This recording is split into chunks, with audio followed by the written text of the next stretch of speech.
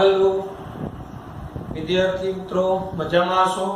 આજનો આપણો lecture alcohol, phenol, ether ચેપ્ટરના આગળ વધતા છેલ્લે આપણે એમસીક્યુ સોલ્વ કરેલા અને આલ્કોહોલની બનાવટ પૂર્ણ કરેલી હતી. આજના લેક્ચરમાં આપણે આગળ વધીશું તો ફિનોલની પ્રિપરેશન ઓફ ફિનોલની બનાવટ. પહેલી બનાવટ હેલોએરિન સંયોજનોમાંથી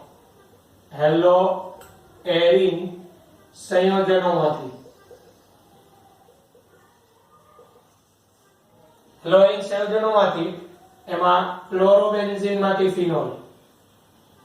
બેન્ઝીન ઉપર Cl,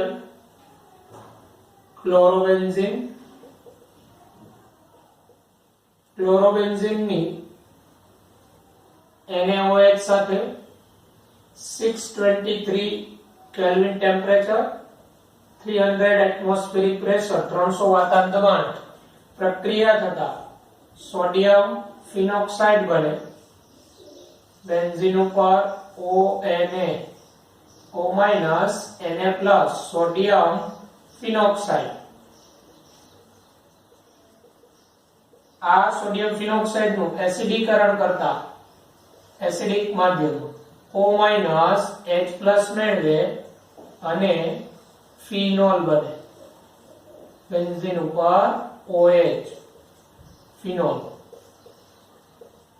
આ પદ્ધતિ છે એ ડાઉ પદ્ધતિ તરીકે ઓળખાય છે. કયા નામથી ઓળખાય? ડાઉ પદ્ધતિ ઓળખાય. ત્યાર પછી બીજી બનાવટ બેન્ઝીન સલ્ફોનિક એસિડ માંથી. બેન્ઝીન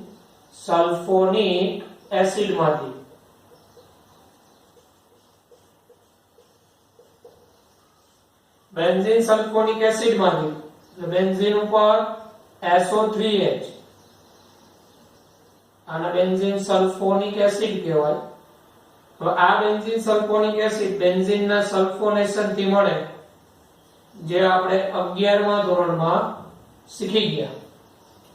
H2SO7 વોલ્યુમની હાજરીમાં સલ્ફોનેશન થી બેન્ઝીન સલ્ફોનિક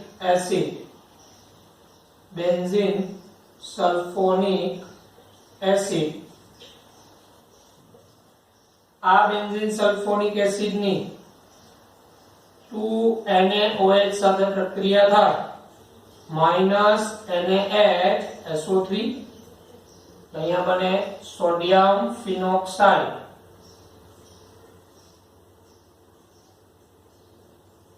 પ્લસ માઇનસ. આ સોડિયમ ફિનોક્સાઇડ નું એસિડીકરણ કરવામાં આવે તો O- H+ મેળવે ફિનોલ બને. બેન્ઝીન ઉપર OH, ફિનોલ. બરાબર, બેન્ઝીન સલ્ફોનિક એસિડ માંથી. અને થર્ડ પ્રિપરેશન એનિલીન માંથી ફિનોલ. એનિલીન બેન્ઝીન ઉપર NH2, એની ડાયઝોટાઇઝેશન પ્રક્રિયા NaNO2 + 2HCl.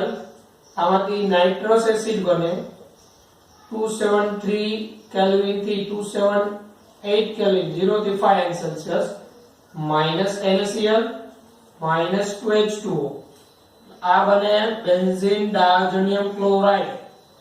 બેન્ઝીન ઉપર N2+ Cl- BDC, benzene diazonium chloride. તો આટલું આપણે સેન્ડમેડ પ્રક્રિયામાં કરેલું એ જ કરવાનું. અને પછી આ બેન્ઝીન ડાયઝોનિયમ ક્લોરાઇડ ને H2O સાથે ગરમ H2O, તો આમાંથી N2 + HCl ફિનોલ. આ રીતે એનિલિન માંથી ફિનોલ, બાકીનું દૂર થશે N2 Cl. તો આ ત્રણ ફિનોલની પ્રિપરેશન આપણી ટેક્સ્ટ બુકની પ્રિપરેશન. આ સિવાયની ચોથી પ્રિપરેશન એ છે ક્યુમિન માંથી, જે આપણે જોઈએ.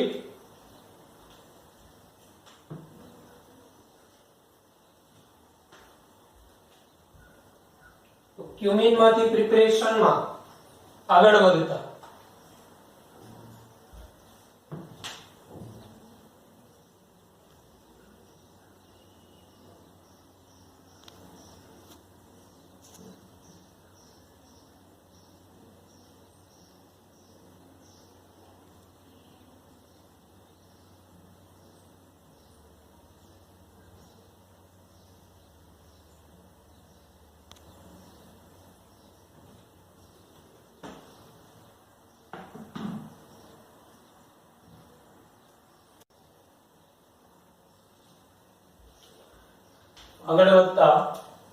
નંબર 4 ક્યુમિન માંથી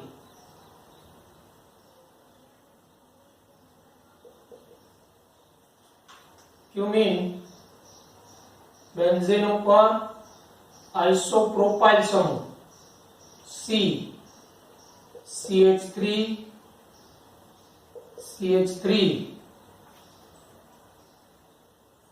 આઇસોપ્રોપાઇલ સમૂહ, જે પ્રચલિત નામ ક્યુમિન થી ઓળખાય.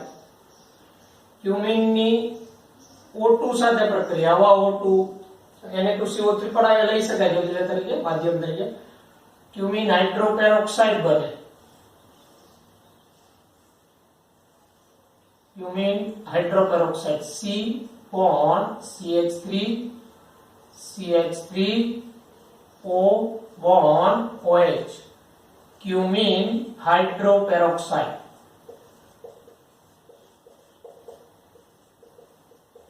ક્યુમિન હાઇડ્રોપેરોક્સાઇડ નું ત્યારબાદ એસિડીકરણ કરતા, એટલે કે H+H2O, એસિડીકરણ થી આ એસીટોન દૂર થાય, CH3COCH3 acetone plus phenol.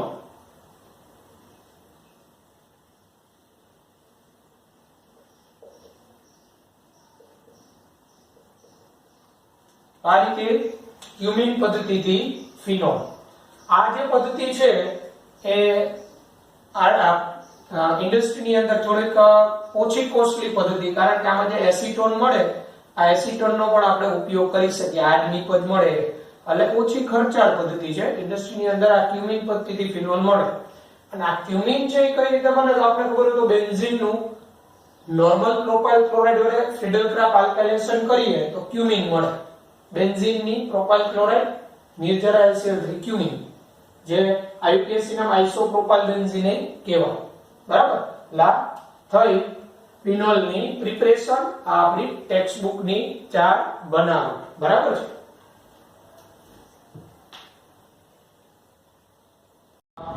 Cumin પદ્ધતિ એક્સ્ટ્રા પ્રિપરેશનમાં number 5 extra for mean phenyl magnesium bromide. Phenyl magnesium bromide માં ફિનાઇલ મેગ્નેશિયમ બ્રોમાઇડ માં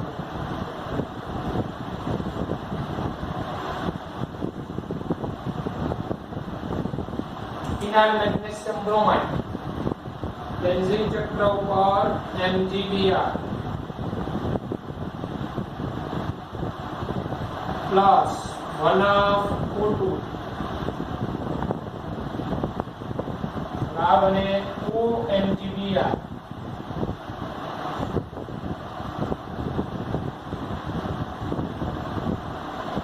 આ ઋણ આ ધન, આનું હાઇડ્રોલિસિસ કરતા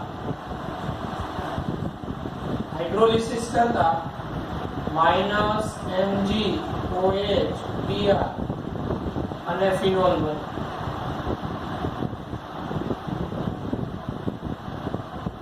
ફિનોલ આ રીતે ફિનાલ, મેગ્નેશિયમ, બ્રોમાઇડ માંથી ફિનોલ.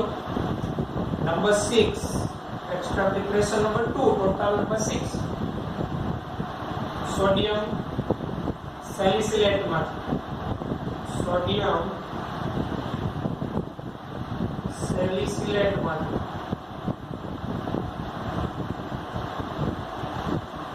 સોડિયમ સેલિસિલેટ બેન્ઝીન ઉપર અહીંયા OH COO Na અને સોડિયમ સેલિસિલેટ કહેવાય. સેલિસિલિક એસિડ નો સોડિયમ ક્ષાર સોડિયમ સેલિસિલેટ સેલિસિલિક એસિડ નો સોડિયમ ક્ષાર એની પ્રક્રિયા સોડા લાઇમ સાથે NaOH CaO. તો સોડા લાઇમ સાથેની પ્રક્રિયા છે આ Na2CO3 સ્વરૂપે દૂર થાય, બરાબર, અને ફિનોલ બને. Na2CO3 અહીંયા OH આ Na2CO3 સ્વરૂપે દૂર થાય Na2CO3 અને આ ફિનોલ બને. આ રીતે સોડિયમ સેલિસિલેટ માંથી પણ ફિનોલ બનાવી શકાય. આ પછીની બનાવટ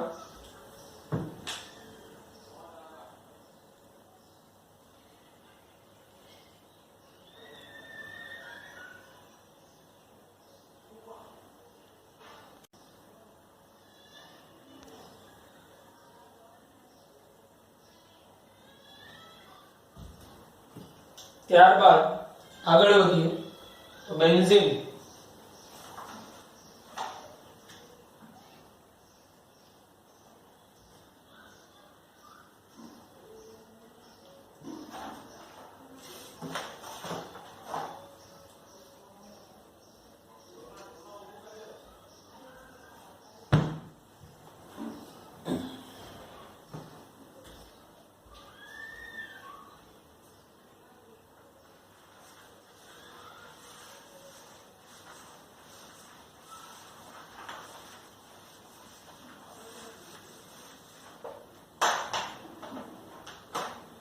ત્યારબાદ બેન્ઝીનની V2O5 સાથે 300 સેલ્સિયસ તાપમાને ઓક્સિડેશન પ્રક્રિયા total preparation number 7 extra preparation number 3 benzene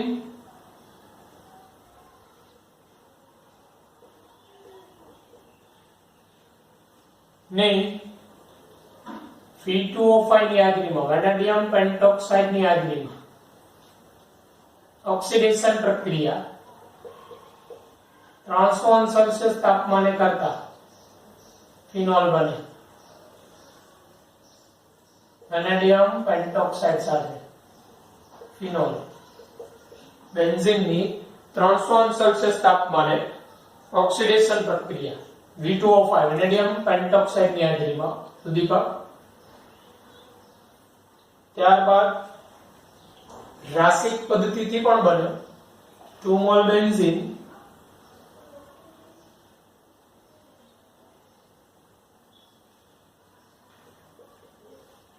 CuCl2 ની હાજરીમાં CuCl થી 500 કેલ્વિન તાપમાને CuCl2 સાથે 500 કેલ્વિન તાપમાને plus 2HCl plus O2 minus 2H2O અને ફિનોલ બને.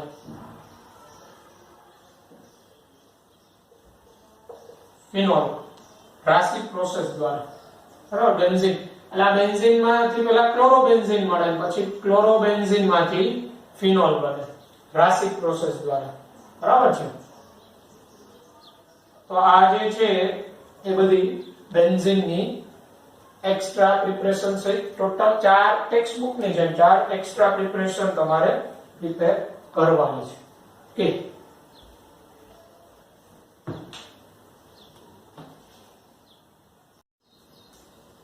ચાલો પછી આગળ વધીએ તો આલ્કોહોલના ભૌતિક ગુણધર્મ.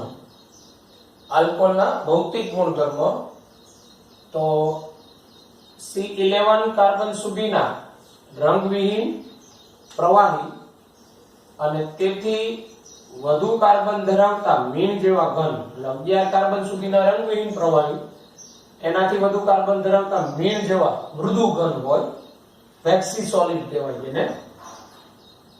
નીચી શૃંખલાવાળા આલ્કોહોલ લાક્ષણિક વાસ ધરાવે. બરાબર. નીચી શૃંખલાવાળા, ટૂંકી શૃંખલાવાળા વાસ ધરાવતા હોય, આલ્કોહોલિક સ્મેલ હોય એની એમ કહેવાય. અને ઘન આલ્કોહોલ બધા રંગવિહીન અને સ્વાદવિહીન હોય. ઘન હોય એ બધા રંગવિહીન, સ્વાદવિહીન. આલ્કોહોલ એ ઝેરી પદાર્થો છે. એમાં મિથાઇલ આલ્કોહોલ ખૂબ જ ઝેરી, જ્યારે ઇથાઇલ આલ્કોહોલ ઓછો ઝેરી હોય. મિથાઇલ આલ્કોહોલ હાઈલી ટોક્સિક, બધા ઝેરી પણ મિથાઇલ આલ્કોહોલ વધુ ઝેરી. આલ્કોહોલ પાણી કરતા વજનમાં હલકા હોય, પાણી કરતા વજનમાં હલકા. લિટમસ ટેસ્ટ આપે નહીં, આલ્કોહોલ લિટમસ ટેસ્ટ ન આપે. એટલે આમ જોવા જઈએ કે લિટમસ ટેસ્ટ ન આપે એટલે તટસ્થ પણ કહેવાય આલ્કોહોલ. ઉત્કલન બિંદુ, તો રેખીય શૃંખલામાં જેમ કાર્બનની સંખ્યા વધે રેખીય શૃંખલામાં, તેમ ઉત્કલન બિંદુ વધે. હવે આલ્કોહોલના અણુઓ વચ્ચે છે ને હાઇડ્રોજન બંધ હોય. બરાબર.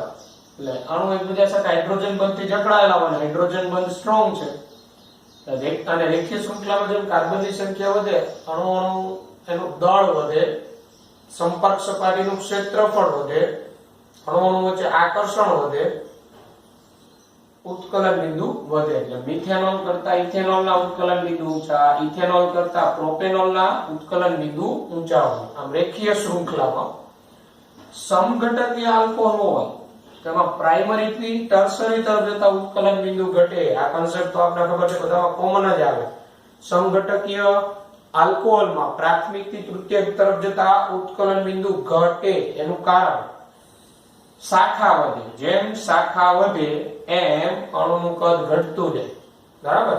શાખા વધે અણુનું કદ ઘટતું જાય, વાન્ડરવાલ્સ આકર્ષણ બળો નિર્બળ થતા જાય. એટલે ઉદાહરણ તરીકે normal butyl alcohol greater than secondary butyl alcohol greater than tertiary butyl alcohol. બરાબર. એટલે એમ કહેવાય આલ્કાલ સમૂહની સંખ્યા વધે, બરાબર, એટલે બ્રાન્ચ વધે ટૂંકમાં, તો ઉત્કલન બિંદુ ઘટે.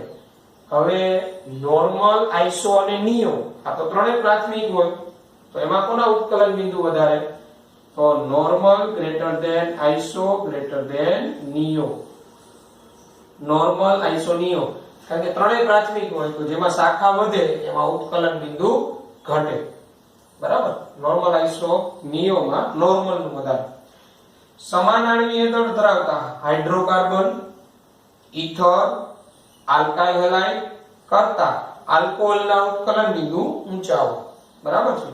એટલે પ્રોપેન નું આણ્વીય દળ 44 ગ્રામ પ્રતિ મોલ અને ઇથેનોલ 46, તો ઇથેનોલના ઉત્કલન બિંદુ ઊંચા. Ethanol greater than propane. એટલે સમાન આણ્વીય દળ ધરાવતા અથવા નજીક આણ્વીય દળો આવે એવા હાઇડ્રોકાર્બન, ઇથર, આલ્કાઇલ હેલાઇડ એટલે હેલો આલ્કેન કરતા આલ્કોહોલના ઉત્કલન બિંદુ ઊંચા હોય, કારણ કે આલ્કોહોલમાં અણુ વચ્ચે હાઇડ્રોજન બંધ રચાય, જ્યારે હાઇડ્રોકાર્બનમાં અધ્રુવીય આકર્ષણ હોય. આલ્કાઇલ હેલાઇડમાં નિર્બળ દ્વિધ્રુવીય આકર્ષણ હોય. ઇથરમાં તો ઇથરના અણુ વચ્ચે હાઇડ્રોજન બંધ ન રચાય, કારણ કે એમાં ઓક્સિજન પાસે હાઇડ્રોજન હોતો નથી. એટલે પરિણામે મિથોક્સી, મિથેન અને ઇથેનોલ, તો ઇથેનોલના ઉત્કલન બિંદુ ઊંચા. બરાબર છે. આ સમાન આણ્વીય દળ ધરાવતા હાઇડ્રોકાર્બન, ઇથર અને આલ્કાઇલ હેલાઇડ કરતા આલ્કોહોલના ઉત્કલન બિંદુ ઊંચા હોય, કારણ કે આલ્કોહોલમાં હાઇડ્રોજન બંધ રચાય. પરિણામે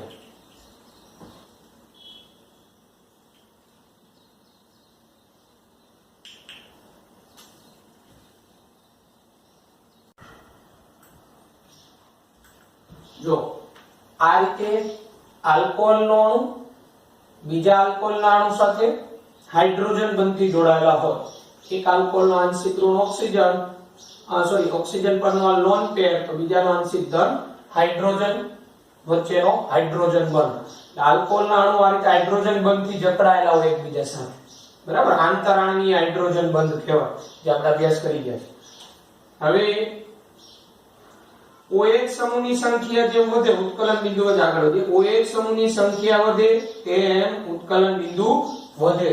એનું કારણ હોય જેમ OH સમૂહની સંખ્યા વધે એમ આલ્કોહોલ આલ્કોહોલ વચ્ચે હાઇડ્રોજન બંધની સંખ્યા વધે. એટલે પરિણામે એમની વચ્ચે આકર્ષણ પ્રબળ થાય. એને દૂર કરવા માટે તાપમાન વધુ આપવું પડે. ઇથેનોલ કરતા ઇથેન 1,2 ડાયોલ, ઇથેન 1,2 ડાયોલ કરતા પ્રોપેન 1,2,3 ટ્રાયોલ, ઇથેનોલ કરતા ઇથિલિન ગ્લાયકોલ એના કરતા ગ્લિસરોલના ઉત્કલન બિંદુ ઊંચા હોય. કારણ કે ગ્લિસરોલના અણુઓ વચ્ચે હાઇડ્રોજન બંધ ખૂબ સ્ટ્રોંગ હોય. પરિણામ પછી સોલ્યુબિલિટી દ્રાવ્યતા. તો આલ્કોહોલ અને પાણીના અણુ વચ્ચે આ રીતે હાઇડ્રોજન બંધ રચાય. આ રીતે એટલે આલ્કોહોલ પાણીમાં દ્રાવ્ય થાય. એમાં ટૂંકી શૃંખલા વાળા હોય ને સુદ્રાવ્ય હોય. મિથેનોલ ઇથેનોલ સુદ્રાવ્ય. પછી જેમ જેમ શૃંખલા વધે દ્રાવ્યતા ઘટતી જાય. એનું કારણ હાઇડ્રોકાર્બન ભાગ વધે ને. આ હાઇડ્રોકાર્બન ભાગ અધ્રુવીય હોય અને પાણી છે ધ્રુવીય છે. તો આ ધ્રુવીય પાર્ટ છે એમાં સોલ્યુબલ નહીં થાય. એટલે methanol greater than ethanol greater than normal propyl alcohol આ સુદ્રાવ્ય. બરાબર. પછી જેમ જેમ શૃંખલા વધતી જાય દ્રાવ્યતા ઘટતી જાય. પછી મિસિબલ થતા જાય, અલ્પ દ્રાવ્ય થતા જાય. એમ કહેવાય છે 5 કાર્બન પછીની શૃંખલા પછીના આલ્કોહોલની પાણીમાં દ્રાવ્યતા ન હોય એનું કારણ હાઇડ્રોકાર્બન પરિણામ દ્રાવ્યતા ઘટી ગઈ. સમઘટકીય આલ્કોહોલમાં પ્રાઇમરી ટુ સેકન્ડરી તરફ જતા દ્રાવ્યતા વધે. જો અગત્યનું ઉત્કલન બિંદુ ઘટતું હતું જ્યારે પ્રાથમિક થી તૃતીયક તરફ જાઓ સોલ્યુબિલિટી વધે. એનું કારણ આલ્કોહોલ અને પાણીના અણુ વચ્ચે હાઇડ્રોજન બંધ થોડો સ્ટ્રોંગ થાય. પરિણામે બરાબર છે. અને ઉત્કલન બિંદુમાં તેના દળ જોવા નહીં આવતા હતા. વાંડરવાલ્સ આકર્ષણ બળમાં ઘટાડો થતો જતો હતો. બરાબર. પરિણામે આમાં પાણીના અણુ સાથે હાઇડ્રોજન બંધ વધુ બને. એટલે 1 2 3 4 બ્યુટેન 1 એટલે નોર્મલ બ્યુટાઇલ આલ્કોહોલ પ્રાથમિક greater than secondary butyl alcohol દ્વિતીય normal butyl alcohol less than secondary less than tertiary. પછી normal iso અને neo હોય. દાખલા તરીકે normal pentyl alcohol, iso pentyl alcohol અને neo pentyl alcohol. તો neo pentyl alcohol ની દ્રાવ્યતા iso કરતા વધુ, iso ની normal કરતા વધુ દ્રાવ્યતા. એટલે શાખા વધે ને દ્રાવ્યતા વધે.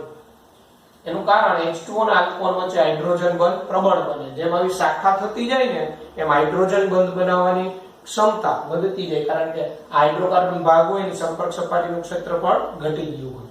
બરાબર છે. જ્યારે ઉત્કલન બિંદુમાં પેલું વાંડરવાલ્સ આકર્ષણ બળ સ્ટ્રોંગ થવાનું કારણ. ત્યારબાદ OH સમૂહની સંખ્યા જેમ વધે તેમ H2O માં દ્રાવ્યતા વધે. OH સમૂહની સંખ્યા વધે પાણીમાં દ્રાવ્યતા વધે. એટલે ઉત્કલન બિંદુ અને દ્રાવ્યતા OH સમૂહની સંખ્યા વધવાની સાથે વધે. એનું કારણ હાઇડ્રોજન બંધની સંખ્યા વધે. OH સમૂહની સંખ્યા વધે એમ પાણીના અણુ સાથે હાઇડ્રોજન બંધ બનાવવાની ક્ષમતા વધતી જાય. પરિણામે દ્રાવ્યતા વધે. તો આ સોલ્યુબિલિટી વિશેની વાત થઈ.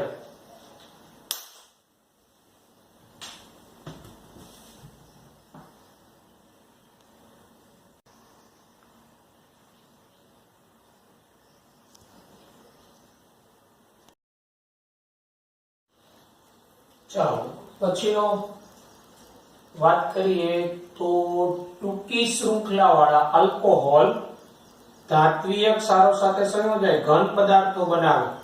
ટૂંકી શૃંખલા વાળા જેમ કે મિથેનોલ ધાત્વિય ક્ષારો કેલ્શિયમ ક્લોરાઇડ સાથે, કોપર સલ્ફેટ, મેગ્નેશિયમ ક્લોરાઇડ સાથે આ પ્રકારના ઘન પદાર્થ બનાવી લે.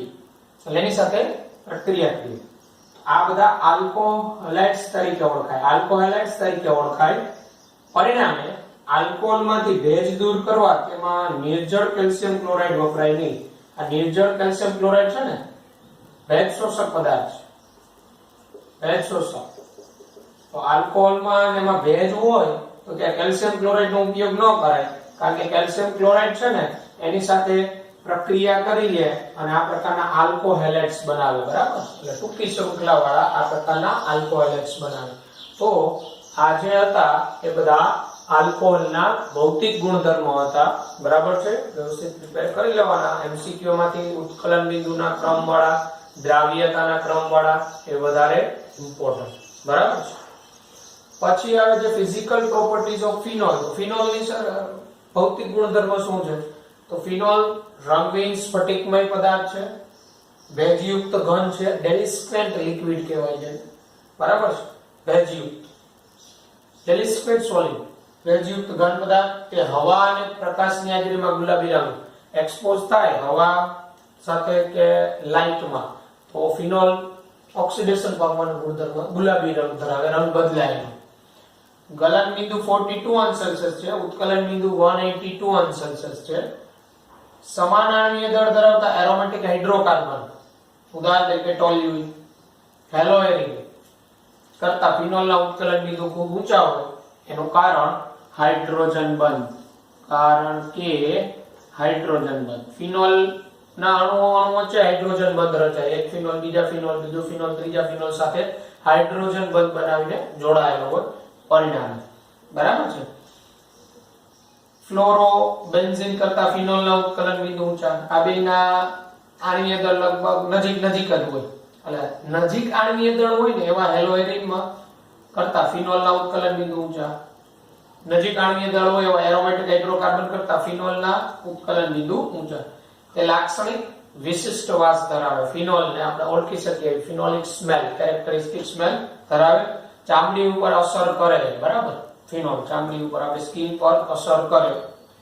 તે પાણીમાં દ્રાવ્ય હોય. ફિનોલ છે એ પાણીમાં દ્રાવ્ય થાય કારણ કે ફિનોલ અને પાણીના અણુ વચ્ચે હાઇડ્રોજન બંધ રચાય. પરિણામે ફિનોલ પાણીમાં દ્રાવ્ય થાય. હાઇડ્રોજન બંધને કારણે ફિનોલ પાણીમાં દ્રાવ્ય થાય. આમાં પણ પાછું પેલું જેમ OH સમૂહની સંખ્યા વધે એમ દ્રાવ્યતા વધતી જાય. OH સમૂહની સંખ્યા વધે એમ ઉત્કલન બિંદુ વધતા જાય. એ તો કોમન આવે. બરાબર. આ સિવાયના એના બીજા ઉદાહરણ આપણે નાઇટ્રોફિનોલ હોય તો એમાં શું હોય એ જોઈએ.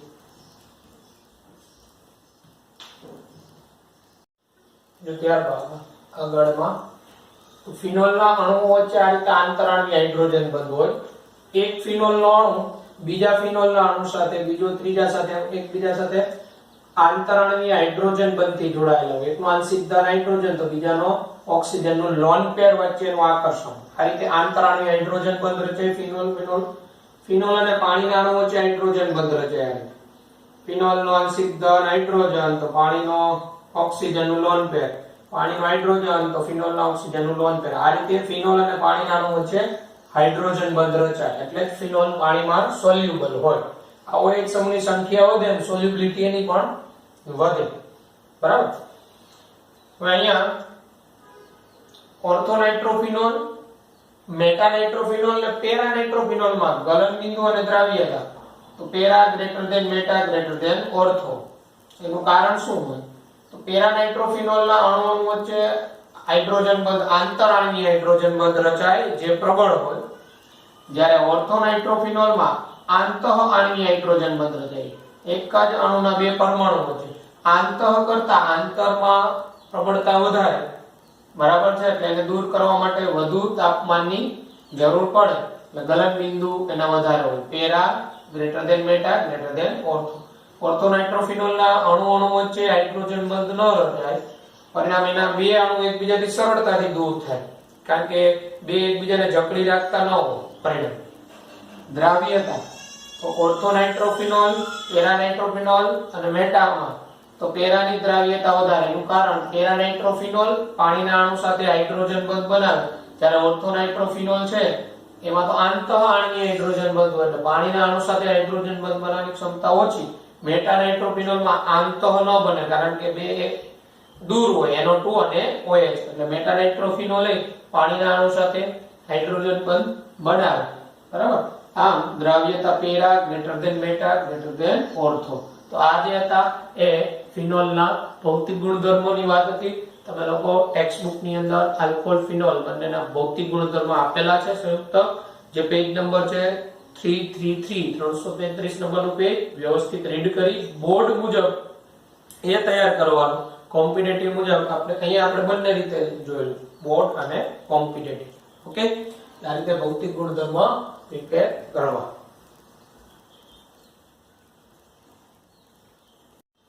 ત્યારબાદ રાસાયણિક પ્રક્રિયાઓ. તો રાસાયણિક પ્રક્રિયાઓમાં સમજીએ કે આલ્કોહોલ કેવી પ્રક્રિયાઓ આપે. બરાબર છે. રાસાયણિક પ્રક્રિયાઓમાં તો આલ્કોહોલ, ફિનોલ ની અમુક રાસાયણિક પ્રક્રિયાઓ કોમન જ આપણે જોતા જઈએ. તો આલ્કોહોલ સંયોજનો સર્વતોમુખી સંયોજનો છે. Versatile compound. સર્વતોમુખી સંયોજનો એટલે એક કરતા વધુ પ્રકારની પ્રક્રિયાઓ આપી શકે, જેવી કે આલ્કોહોલ કેન્દ્રાનુરાગી પ્રક્રિયક તરીકે વર્તી શકે, આલ્કોહોલ ઇલેક્ટ્રોન અનુરાગી પ્રક્રિયક તરીકે વર્તી શકે.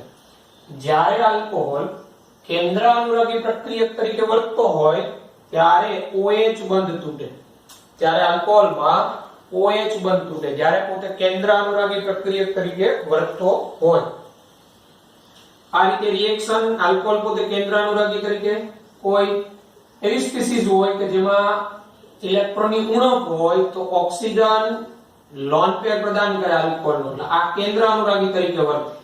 એટલે આ પ્રકારનો OH+ બને કારણ કે ઓક્સિજન લોન પેર પ્રદાન કર્યું હોય. અને પછીના સ્ટેપમાં H+ દૂર થાય, -H+ દૂર થાય, ROC આ પ્રકારની પ્રોડક્ટ મળે. એટલે જ્યારે પોતે કેન્દ્રાનુરાગી પ્રક્રિયક તરીકે વર્તે ત્યારે OH બંધ તૂટે. હવે ઇલેક્ટ્રોન અનુરાગી તરીકે પ્રોટોનેટેડ આલ્કોહોલ, પ્રોટોનેટેડ આલ્કોહોલ ઇલેક્ટ્રોન અનુરાગી તરીકે વર્તે. એટલે કોઈ એસિડ કેટેલાઇઝ રિએક્શન હોય, એસિડ ઉદ્દીપકની હાજરીમાં થતી હોય તો એમાં CO બંધ તૂટે. એટલે આ ઓક્સિજન લોન પેર H+ ને આપે એટલે OH2+ બને. આને પ્રોટોનિક આલ્કોહોલ કહેવાય. પ્રોટોનેટેડ આલ્કોહોલ, પ્રોટોનિક આલ્કોહોલ. અને પછીના સ્ટેપમાં એ આ OH કરતા આ H2O+ સારો એવો લિવિંગ ગ્રુપ અહીંથી આ યુગ્મ લઈને દૂર થાય અને કોઈ કેન્દ્ર અનુરાગી પ્રક્રિયા કોઈ દાખલા તરીકે હેલાઇડ આયન Br- તો અહીંયા પ્રદાન કરે, H2O દૂર થાય. તો જ્યારે ઇલેક્ટ્રોન અનુરાગી તરીકે પ્રોટોનિક આલ્કોહોલ સંયોજનો હોય ત્યારે CO બંધ તૂટે. જે આપણે લ્યુકાસ કસોટીમાં જોયેલું CO બંધ તૂટતો હતો. એટલે બંને તરીકે વર્તી શકે, કેન્દ્ર અનુરાગી, ઇલેક્ટ્રોન અનુરાગી. બરાબર. હવે એમાં એ જોઈએ તો પ્રક્રિયાઓ જેમાં OH બંધ તૂટે છે, OH બંધ તૂટે એમાં ધાતુઓ સાથે પ્રક્રિયા. તો આલ્કોહોલ અને ફિનોલ બંને સંયોજનો સક્રિય ધાતુઓ સમૂહ 1 ની સોડિયમ, પોટેશિયમ, એલ્યુમિનિયમ, સમૂહ 2 ની મેગ્નેશિયમ, આ બધી સક્રિય ધાતુ સાથે પ્રક્રિયા કરી આલ્કોક્સાઇડ, ફિનોલ હોય તો ફિનોક્સાઇડ અને ડાયહાઇડ્રોજન વાયુ મુક્ત કરે. એટલે સક્રિય ધાતુ સાથે ડાયહાઇડ્રોજન વાયુ મુક્ત કરે. આ પણ MCQ ની દ્રષ્ટિએ અગત્યનો કે આલ્કોહોલ, ફિનોલ જેનામાંથી કોની સાથેની પ્રક્રિયાથી ડાયહાઇડ્રોજન મુક્ત કરે? સક્રિય ધાતુ સાથેની પ્રક્રિયા. તો રિએક્શન આ મુજબ ROH 2 મોલ 2Na. તો OH માંથી H+ એટલે 2H+ છૂટા પડે અને 2Na+, Na+ એ ગુમાવેલા બે ઇલેક્ટ્રોન H+ મેળવે, H2 મુક્ત થાય અને આ સોડિયમ આલ્કોક્સાઇડ બને. મિથેનોલ તો મિથોક્સાઇડ, ઇથેનોલ તો ઇથોક્સાઇડ, પ્રોપેનોલ તો પ્રોપોક્સાઇડ. એવી રીતે અહીંયા tertiary butyl alcohol 2 mall aluminium, 1 mall aluminium 3 mall electron મુક્ત કરે, એટલે બે 6 ઇલેક્ટ્રોન મુક્ત કરે. અહીંથી 6 ઇલેક્ટ્રોન મેળવે એટલે 3H2 સ્વરૂપે દૂર થાય, 3H2. બરાબર. અને એલ્યુમિનિયમ ટર્શરી બ્યુટોક્સાઇડ બને. એ રીતે ફિનોલ પણ સક્રિય ધાતુ સાથે પ્રક્રિયા કરી આલ્કોહોલની જેમ જ ડાયહાઇડ્રોજન મુક્ત કરે, ફિનોક્સાઇડ બનાવે. સોડિયમ હોય તો સોડિયમ ફિનોક્સાઇડ. આવી રીતે ફિનોલ પ્રબળ બેઝ સાથે પ્રક્રિયા કરે, NaOH સાથે પ્રક્રિયા કરી સોડિયમ ફિનોક્સાઇડ બનાવે, KOH સાથે પ્રક્રિયા કરી સોડિયમ અને પોટેશિયમ ફિનોક્સાઇડ બનાવે. એ અગત્યનું આલ્કોહોલ છે ને NaOH સાથે પ્રક્રિયા નથી આવતો પ્રબળ બેઝ સાથે. એનું કારણ આલ્કોહોલ ખૂબ નિર્બળ એસિડ છે એટલે એનો H+ ઈઝીલી રિમૂવ ન થાય. આલ્કોહોલ કરતા ફિનોલ મોર એસિડિક છે. એનું રીઝન આપણે સમજીશું હમણાં. ફિનોલ બેઝ સાથે પ્રક્રિયા આપે NaOH સાથે, આલ્કોહોલ નથી આપતો. બરાબર છે. અને આલ્કોહોલ અને ફિનોલ